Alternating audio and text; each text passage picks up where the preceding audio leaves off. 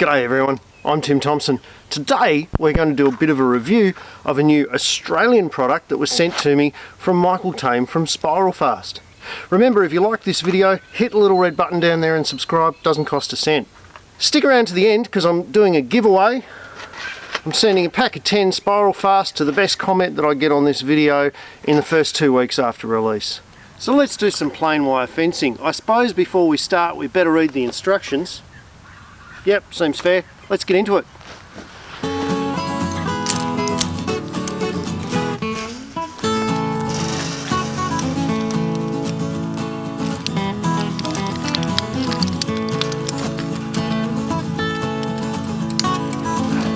Okay, so that's pretty tight. I'm dealing with a wire under a fair bit of tension and a new product, so I have to turn into safety man. Now, let's use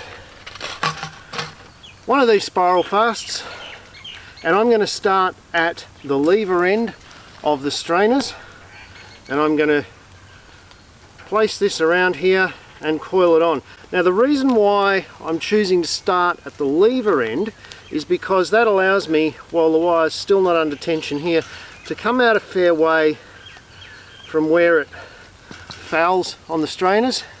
And when the wire's under a bit more tension, all I'm working up against is the chain. Now all I have to do is pull this other end tight, drop the Spiralfast down over the top, and start winding it up. And you can see, because I've chosen to work on the chain end now, where I've got less room, it's not fouling on anything, and it's actually twisting up reasonably easily.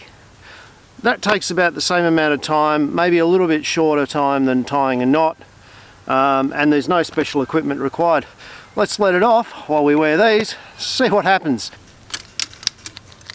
So we lost about half a length's tension. Now there's something I'm kind of impressed with here, and that is that as I run my hand along here, you can see I'm running it along quite fast. There's nothing that's actually snagging on my hand at all. There's nothing that's cutting it or catching it.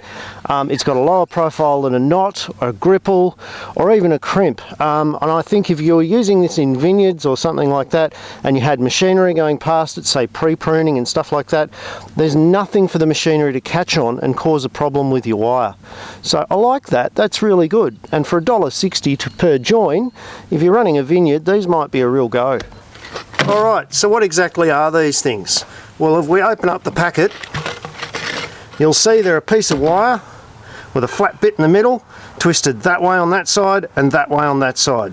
The idea is you get your two pieces of wire you're trying to join, you have a 1.5 inch overlap in the middle where they butt up against each other, and the ceramic and titanium coated wire wraps around them in opposite directions and holds them nice and tight. Okay, now let's see how the Spiralfast goes joining a wire to an end post, using it instead of an end knot. Well, the first thing we're going to do is we're going to overlap the end of the wire with the flat section of Spiralfast here, and then we're going to wrap the Spiralfast around the wire like this. Pretty simple, as you can see. I'm basically doing it one-handed. Now we're ready to go. We've got this section to join the main wire. So we go around the post, overlap the wire where we want it joined, and then simply start wrapping the Spiralfast around itself. And there we have it, joined to the fence post.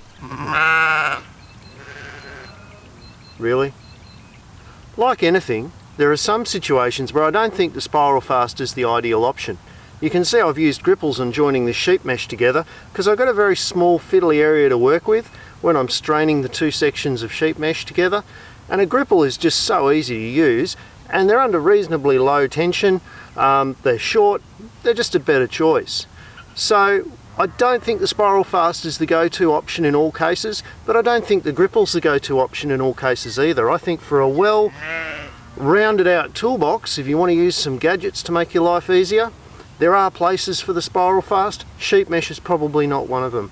Now we're doing an electric fence, as you can see, and I'm actually really enjoying the Spiralfast for this application. Because as you know, joins in electric fences cause resistance that can lower their performance. The Spiralfast, because it's so long, actually increases the contact with the fence and lowers that resistance every time that you have a join in the wire. So in terms of electric fences, I think they're a good go.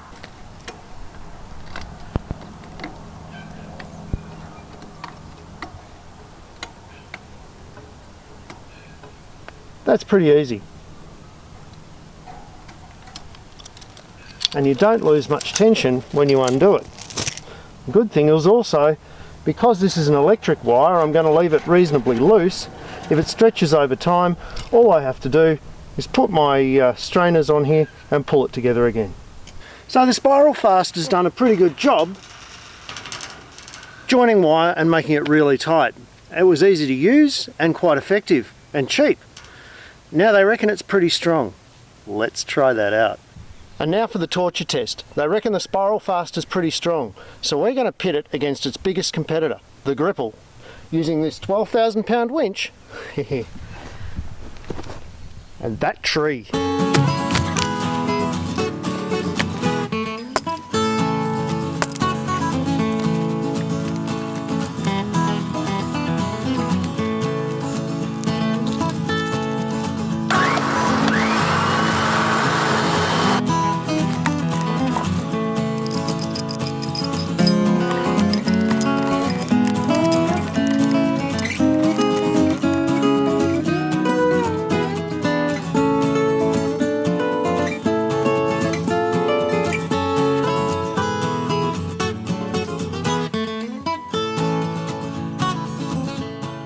Alright, so let's go over our scientific setup here. We've got two pieces of wire the same length.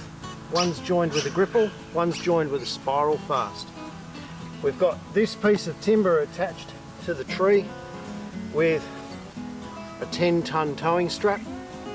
We've got that timber post attached by shackle and chain to our 12,500 pound winch on the front of the vehicle. Here's the idea. We're going to start winching. It's going to put reasonably even strain on these two wires because they're a similar distance apart from the chain, and that's going to evenly divide the load of the pull between these two fastening systems, and we see which one breaks first.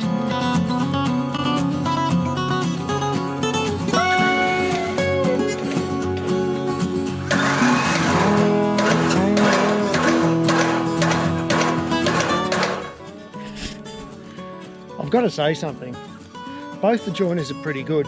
I had to chop the front wheels of the car because I was actually pulling the car up the hill.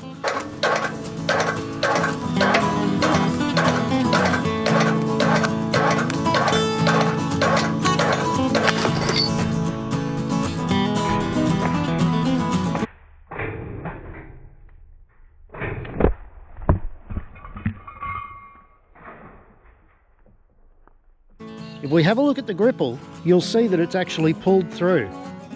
See how I had a tail on at both ends at the start?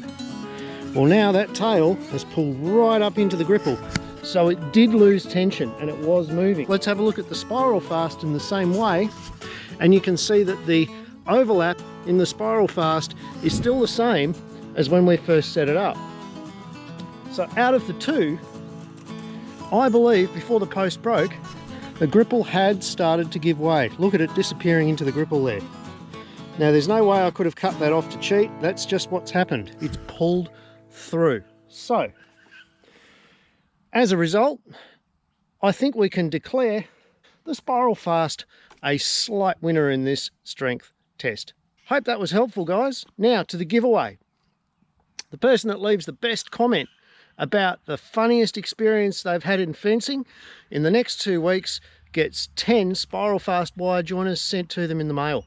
Until next time, make sure you like and subscribe. See you around, folks.